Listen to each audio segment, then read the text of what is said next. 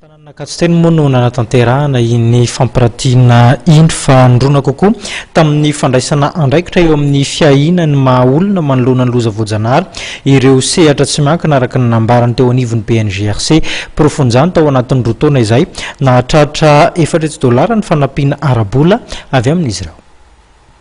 Nahatratra $400 ny fanampiana arabola izay narotsaka ny sehatra tsy miankina nandritra ny vanim-potoana ny fahavaratra sy ny rivo-doza ho an'ny roa taona farany teto Madagasikara. Ankoatra io, mandray anjara amin'ny alalan'ny fanampiana zavatra ireo sehatra tsy miankina mba hanamaivanana ny tandindon'ny loza voajanahary sy hanamorana ihany koa ny fandraisana andraikitra aoriana ny fisehon'ny loza. Naporisika ny fandraisana anjaran'ny sehatra tsy miankina eo amin'izay fiatrehana ny loza voajanahary amin'ny endriny rehetra izay nirafitra ny firenena mikambana sy ny BNGRC. Aloha ny mahazatra raha resaka katastrofe resaka humanitaire no resahana dia mahazatra dia rehefa mitranga ny loza na siklôny na etany na zavatra sahala amin'izany dia tonga tsirairay tonga mitondra savony, tonga mitondra vary, tonga mitondra menaka, zay foana zany le nahazatra tsy ratsy akory zay fa tsy ampy be dia be fa le tena fomba fiasa lampidirina zany sy novaina dia hoe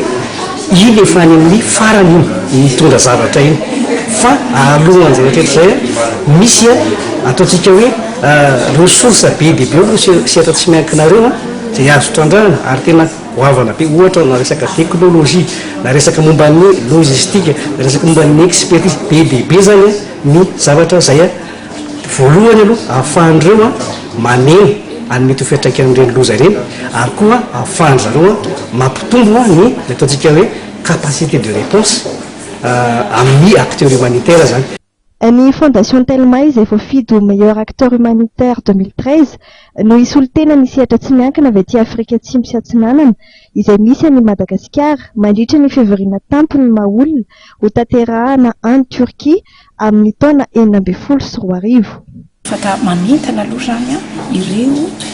tsy miankina rehetra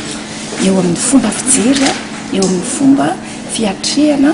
ireo karazana loza manjo ny olombelona sy ny tontolo manodidina ny olombelona. Ao zany ny cyclone,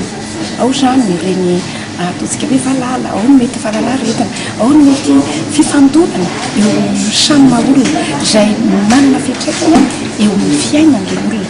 Ka ireny dia manomboka izao dia tokony hidiniantsika. Misy zavatra efa natao zany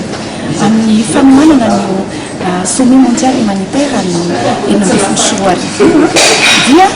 tokony aneho ny hevitritsika isika. Ka misy zany ireo fanontaniana izay ho apetraka hitatsika ao amin'ny site ny